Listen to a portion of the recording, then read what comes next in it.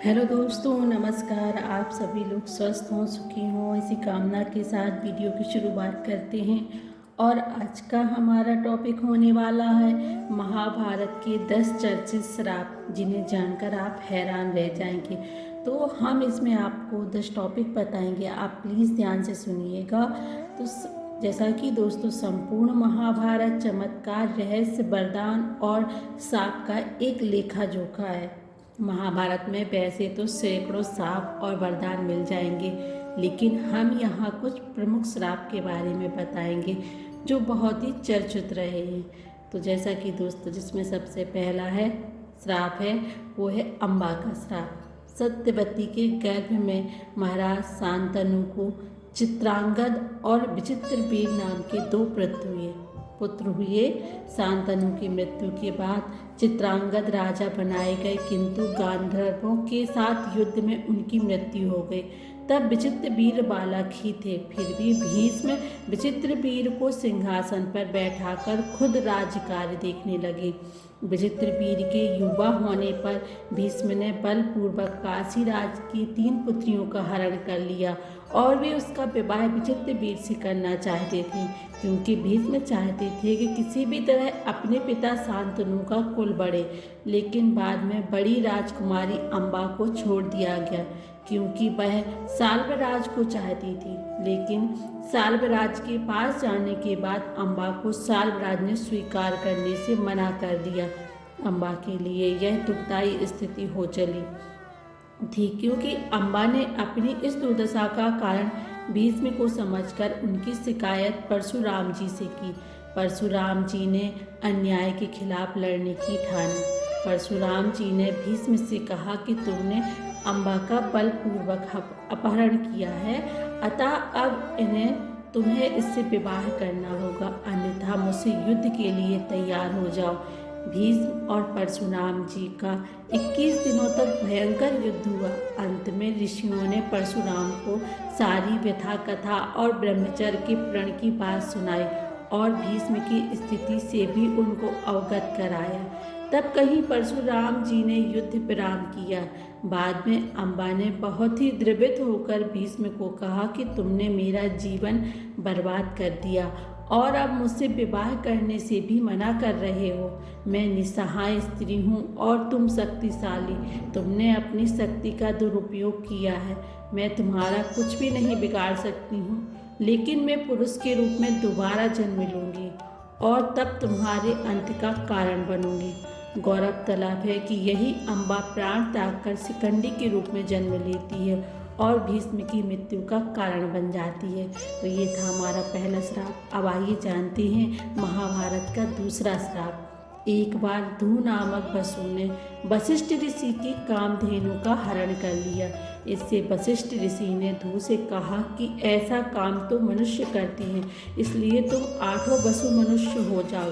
यह सुनकर वसुओं ने घबराकर वशिष्ठ जी की प्रार्थना की, तो उन्होंने कहा कि अन्य वसु तो वर्ष का अंत होने पर मेरे शाप से छुटकारा पा जाएंगे, लेकिन इस धू को अपनी करनी का फल भोगने के लिए 1 जन्म तक मनुष्य बनकर पीड़ा भोगनी होगी। यह सुनकर वसुओं ने गंगा जी के पास जाकर उन्हें वशिष्ठ जी के श्राप का विस्तार से बताया और यह प्रार्थना की कि आप मृत्युलोक में अवतार लेकर हमें गर्भ में धारण करें और ज्यों ही हम जन्म लें हमें पानी में डुबे दें। इसी तरह हम जल्दी मुक्त हो जाएंगे।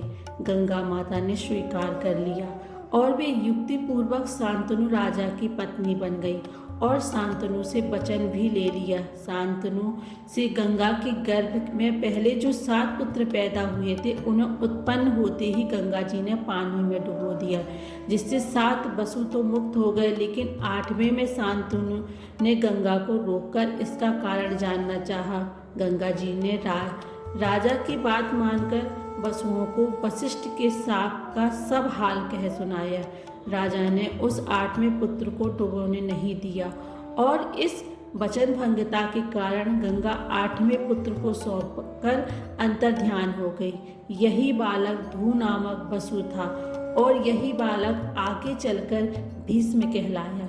तो आइए जानते हैं महाभारत का तीसरा श्राप। पांडु को दिया ऋषि ने श्राप। भीष्म की प्रतिज्ञा के बाद कुरुवंश का इतिहास बदल गया। महाभारत के अनुसार पांडु अंबालिका और ऋषि वेद व्यास के पुत्र थे। वे पांडवों के धर्मपिता और धृतराष्ट्र के छोटे भाई थे। धृतराष्ट्र के अंधे होने के कारण पांडु को हस्तिनापुर का शासक बनाया गया। एक बार राजा पांडु अपनी दोनों रानियों कुंती और माद्री के साथ आखेट कर रहे थे कि तभी उन्होंने मृग होने के भ्रम में बाण चला दिया, जो एक ऋषि को जाकर लगा। उस समय वह ऋषि अपनी पत्नी के साथ सहवास कर रहे थे और उसी अवस्था में उन्हें बाण लग गया। इसीलिए उन्होंने पांडु को शाप दे दिया कि जिस अवस्था में उनकी मृत्यु हुई है, उसी प्रकार जब भी पांडु अपनी पत्नियों के साथ सहवासरत होंगे तो उनकी भी मृत्यु हो जाएगी। उस समय पांडु की कोई संतान नहीं थी। अब उनके लिए यह संकट की बात हो गई। जब उन्होंने यह बात कुंती को बताई तो कुंती ने उन्हें ऋषि दुर्वासा द्वारा उनको मिले वरदान की बात कही। इस वरदान से कुंती किसी भी देवता का आवाहन कर उन्हें बुलाकर उनके साथ नियोग कर सकती थी। विवाह पूर्व उन्होंने सूर्य देव का आवाहन किया, जिसके चलते कर्ण का जन्म हुआ था, लेकिन कुंती ने लोक लज्जा के कारण उसे नदी में बहा दिया था। खैर, पांडु मान गए। तब कुंती ने एक एक कर कई देवताओं का आवाहन किया। इस प्रकार माद्री ने भी देवताओं का आवाहन किया। तब कुंती को 3 और माद्री को 2 पुत्र प्राप्त हुए, जिनमें युधिष्ठिर सबसे बड़े पुत्र थे उनके, और कुंती के अन्य पुत्र भीष्म और अर्जुन तथा माद्री के पुत्र थे नकुल व सहदेव। कुंती ने धर्मराज वायु एवं इंद्र देवता का आवाहन किया था, तो माद्री ने अश्विनी कुमारों का। एक दिन वर्षा ऋतु का समय था और पांडु और माद्री वन में विहार कर रहे थे। उस समय पांडु अपने काम वेग पर नियंत्रण न रख सके और माद्री के साथ सहवास करने को उतावले हो गए, और तब ऋषि का श्राप महाराज पांडु की मृत्यु के रूप में फलित हुआ। माद्री पांडु की मृत्यु को बर्दाश्त नहीं कर सकी और उनके साथ सती हो गई। यह देखकर पुत्रों के पालन पोषण का भार अब कुंती पर आ गया था। उसने अपने मायके जाने की बजाय हस्तिनापुर का रुख किया। हस्तिनापुर में रहने वाले ऋषि मुनि सभी पांडवों को राजा पांडु का पुत्र मानते थे, और तो वे सभी मिलकर पांडवों को राजमहल छोड़कर आ गए। कुंती के कहने पर सभी ने पांडवों को पांडु का पुत्र मान लिया और उनका स्वागत किया। राजमहल में कुंती का सामना गांधारी से भी हुआ। कुंती वसुदेव जी की बहन और भगवान श्री कृष्ण की बुआ थी, तो गांधारी गांधार नरेश की पुत्री और राजा धृतराष्ट्र की पत्नी थी। तो आइए जानते हैं महाभारत का चौथा श्राप जो कर्ण को मिला था। तो उस काल में द्रोणाचार्य, परशुराम और वेद व्यास को ही ब्रह्मास्त्र चलाना और किसी के द्वारा ब्रह्मास्त्र के प्रयोग किए जाने पर उसे असफल कर देना याद था। तो वो थे ये ऋषि। उन्होंने यह विद्या अपने कुछ खास शिष्यों को ही प्रदान की थी। उसमें भी किसी तरह के ब्रह्मास्त्र को असफल करना यह काम ही शिष्यों को याद था। जब द्रोणाचार्य ने कर्ण के सूत पुत्र होने को जानकर ब्रह्मास्त्र विद्या सिखाने से इनकार कर दिया, तब भी परशुराम के पास पहुंच गए। परशुराम ने प्रण लिया था कि वे इस विद्या को किसी ब्राह्मण को ही सिखाएंगे, क्योंकि इस विद्या के दुरुपयोग का खतरा बढ़ गया था। उस काल में तापस, कुशाग्र, विनम्र, ब्रह्मज्ञाता और विद्यावान लोगों को ही ब्राह्मण कहा जाता था। कर्ण यह सीखना चाहता था। उसने परशुराम के पास पहुंचकर खुद को ब्राह्मण का पुत्र बताया और उनसे यह विद्या सीख ली। परशुराम जी ने ब्रह्मास्त्र के अलावा कर्ण को अन्य सभी अस्त्रों की शिक्षा भी दी थी। फिर एक दिन जंगल में कहीं जाते हुए परशुराम जी को थकान महसूस हुई। उन्होंने कर्ण से कुछ देर विश्राम करने के लिए कहा, तो परशुराम जी को कर्ण ने अपने सिर पर गोद में रख लिया उनका सिर, और परशुराम जी को गहरी नींद सो गए। तभी कहीं से एक कीड़ा आया और वह कर्ण की जांघ पर डग मारने लगा। कर्ण की जांघ पर घाव हो गया, लेकिन परशुराम जी की नींद खुल जाने के भय से वह चुपचाप बैठा रहा। घाव से खून बहने लगा। बहते खून ने जब परशुराम को छुआ तो उनकी नींद खुल गई। उन्होंने कर्ण से पूछा कि तुमने उस कीड़े को हटाया क्यों नहीं। कर्ण ने कहा कि आपकी नींद टूटने का डर था। इसीलिए परशुराम ने कहा कि किसी ब्राह्मण में इतनी सहनशीलता नहीं हो सकती। तुम जरूर कोई क्षत्रिय हो, सच बताओ। तब कर्ण ने सच बता दिया। क्रोधित परशुराम ने कर्ण को उसी समय श्राप दे दिया उन्होंने उसको श्राप दे दिया कि तुमने मुझसे जो भी विद्या सीखी है वह झूठ बोलकर सीखी है। इसीलिए जब भी तुम्हें इस विद्या की सबसे ज़्यादा आवश्यकता होगी तभी तुम इसे भूल जाओगे और कोई भी दिव्यास्त्र का उपयोग नहीं कर पाओगे। तो ये था हमारा चौथा श्राप। आइए जानते हैं महाभारत का 5वां श्राप। तो जो अर्जुन को मिला था ये श्राप। तो अर्जुन सशरीर इंद्र सभा में गया तो उसके स्वागत में उर्वशी, रंभा आदि अप्सराओं ने नृत्य किया। अर्जुन के रूप सौंदर्य पर मोहित हो उर्वशी उसके निवास स्थान पर गई और प्रणय निवेदन किया। साथ ही इसमें कोई दोष नहीं लगता। इसके पक्ष में अनेक दलीलें भी दी, किंतु अर्जुन ने अपने दृढ़ इंद्रिय संयम का परिचय देते हुए कहा, यथा मेरी दृष्टि में कुंती, माद्री और सची का जो स्थान है वही तुम्हारा भी है। तुम पुरुवंश की जननी होने के कारण आज मेरे लिए परम गुरु स्वरूप हो। हे बरबरनी, मैं तुम्हारे चरणों में मस्तक रखकर तुम्हारी शरण में आया हूँ। तुम लौट जाओ। मेरी दृष्टि में तुम माता के समान पूजनीय हो और पुत्र के समान मानकर तुम्हें मेरी रक्षा करनी चाहिए। उर्वशी अपने कामुक प्रदर्शन और तर्क देकर अपनी काम वासना तृप्त करने में असफल रही तो वह क्रोधित होकर उसने अर्जुन को 1 वर्ष तक नपुंसक होने का श्राप दे दिया। तो ये था हमारा चौथा श्राप। तो अर्जुन ने भी उर्वशी से शापित होना स्वीकार किया, परंतु संयम नहीं तोड़ा। जब यह बात उनके पिता इंद्र को पता चली तो उन्होंने अर्जुन से कहा, हे पुत्र, तुमने जो अपने इंद्रिय संयम द्वारा ऋषियों को भी पराजित कर दिया, तुम जैसे पुत्र को पाकर कुंती वास्तव में श्रेष्ठ पुत्र वाली है। उर्वशी का श्राप तुम्हें वरदान रूप सिद्ध होगा। भूतल पर वनवास के 13वें वर्ष में तुम्हें अज्ञातवास करना पड़ेगा। उस समय यह सहायक होगा। उसके बाद तुम अपना पुरुषत्व फिर से प्राप्त कर लोगे। इस शाप के चलते अज्ञातवास के समय अर्जुन ने विराट के महल में नर्तक वेश में रहकर विराट की राजकुमारी को संगीत और नृत्य विद्या सिखाई थी।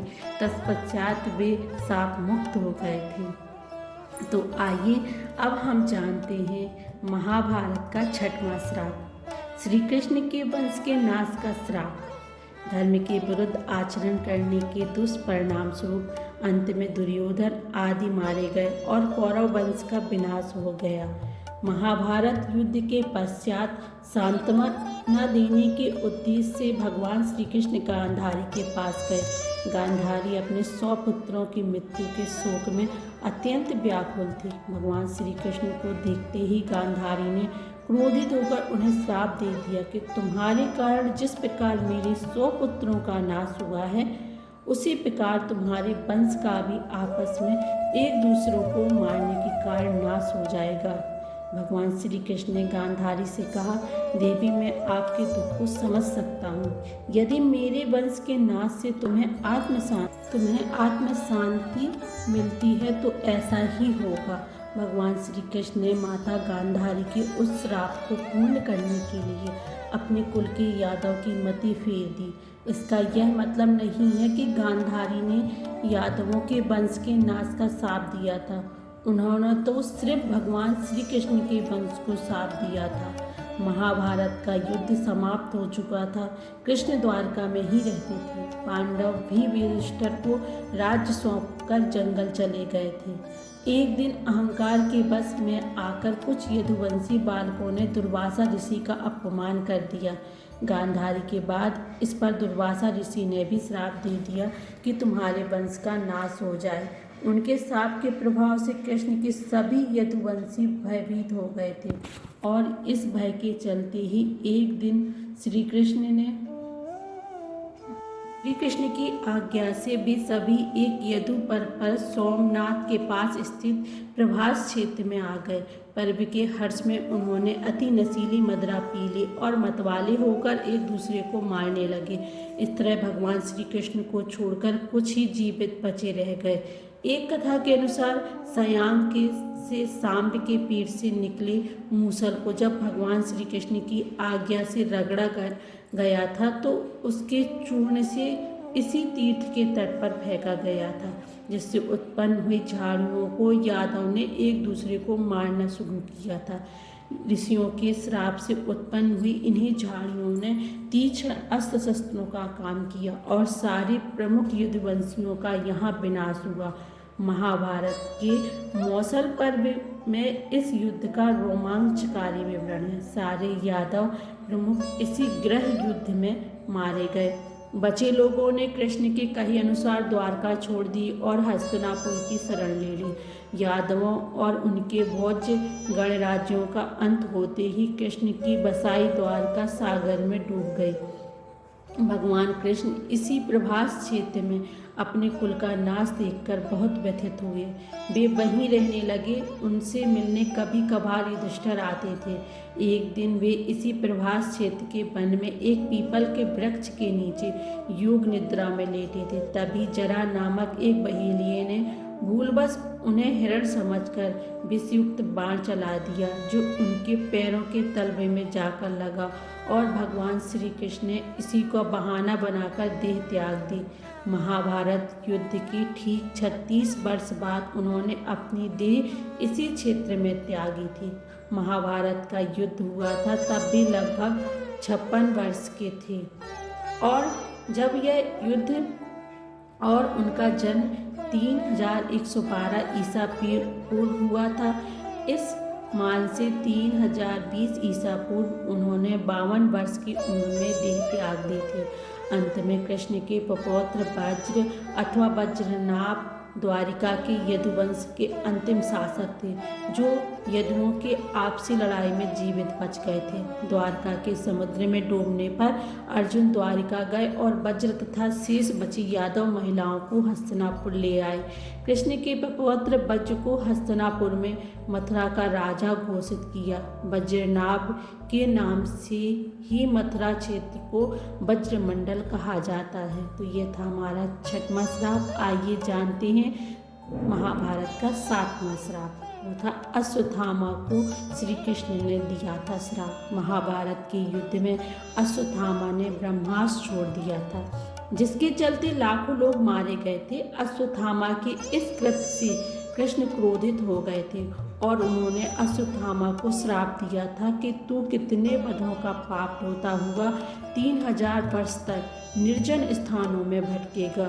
तेरे शरीर से सदैव रक्त की दुर्गंध निस्संत होती रहेगी। तू अनेक रोगों से पीड़ित रहेगा। व्यास ने श्री कृष्ण के वचनों का अनुमोदन किया। कहते हैं कि अश्वत्थामा इस शाप के बाद रेगिस्तानी इलाके में चला गया था और वहां रहने लगा था। कुछ लोग मानते हैं कि वह अरब चला गया था।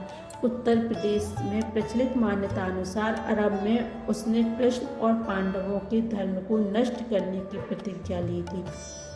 हालांकि भारत में लोग दावा करते हैं कि अमुक जगहों पर अश्वत्थामा आता रहता है, लेकिन अब तक इसकी सच्चाई की पुष्टि नहीं हो पाई है।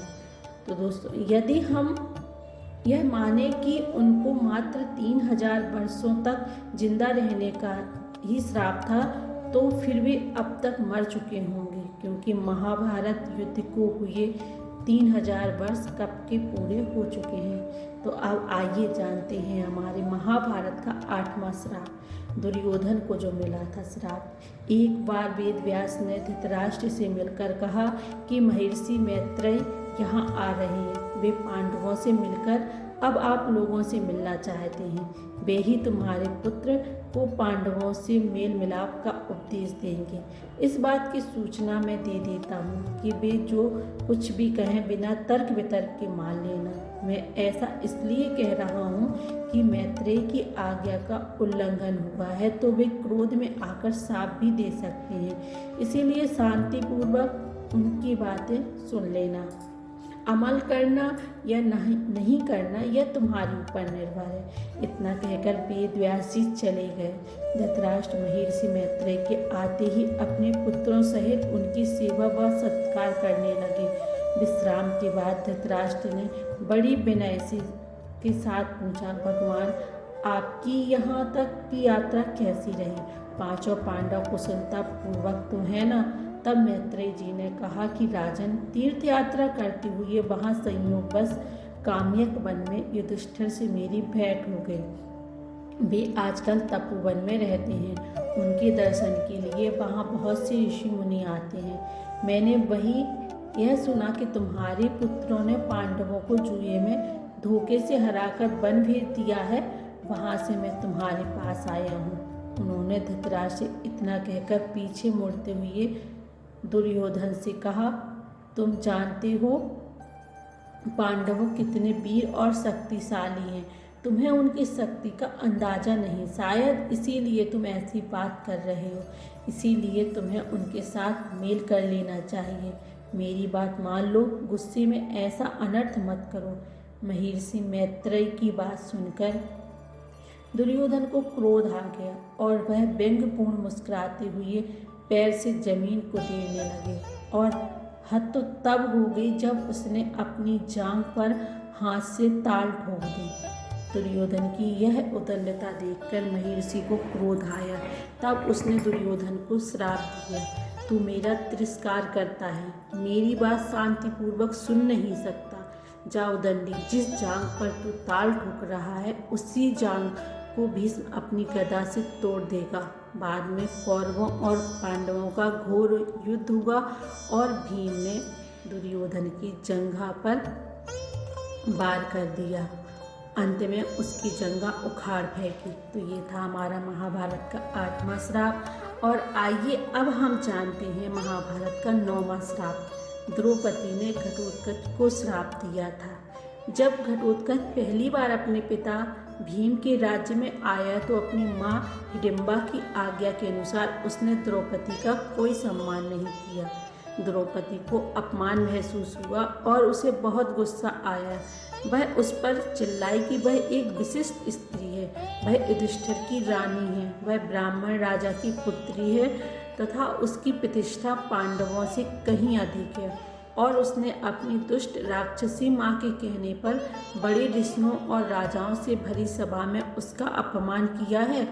तो जा दुष्ट, तेरा जीवन बहुत छोटा होगा तथा तू बिना किसी लड़ाई के मारा जाएगा। तो ये था हमारा 9वां श्राप। और आइए जानते हैं अब 10वां श्राप को किसको मिला था। राजा परीक्षित का श्राप। एक बार राजा परीक्षित आखेट हेतु बन गए थे। वन्य पशुओं के पीछे दौड़ने के कारण वे प्यास से व्याकुल हो गए तथा जलाशय की खोज में इधर उधर घूमते रहे। वे समीक ऋषि के आश्रम पहुंच गए। वहां पर समीक ऋषि नेत्र बंद किए हुए ब्रह्म ज्ञान में लीन बैठे थे। राजा परीक्षित ने उनसे जल मांगा, किंतु ध्यानमग्न होने के कारण समीक ऋषि ने कुछ भी उत्तर नहीं दिया। सिर पर स्वर्ण मुकुट पर निवास करते हुए कलयुग के प्रभाव से राजा परीक्षित को प्रतीत हुआ कि यह ऋषि ध्यानस्थ होने का ढोंग कर रहे हैं, मेरा अपमान कर रहे हैं। उन्हें ऋषि पर बहुत क्रोध आया। उन्होंने अपने अपमान का बदला लेने के उद्देश्य से पास ही पड़ी हुई एक मृत शरीर सर्प को अपने धनुष की नोक से उठाकर ऋषि के गले में डाल दिया और अपने नगर वापस आ गए। समीक ऋषि जब ध्यान साधना से जागृत हुए तो उन्होंने अपने गले में पड़ी मृत सर्प को देखा। उन्हें ज्ञात ही नहीं हो पाया था कि उनके साथ राजा ने क्या किया है। उस दौरान समीक ऋषि के पुत्र श्रृंगी ऋषि आ गए पहुँचे और जब उन्होंने जाना कि उनके पिता का राजा ने अपमान किया है तो वे बहुत क्रोधित हुए। उन्होंने सोचा कि यदि यह राजा जीवित रहेगा तो इसी प्रकार ऋषियों का अपमान करता रहेगा।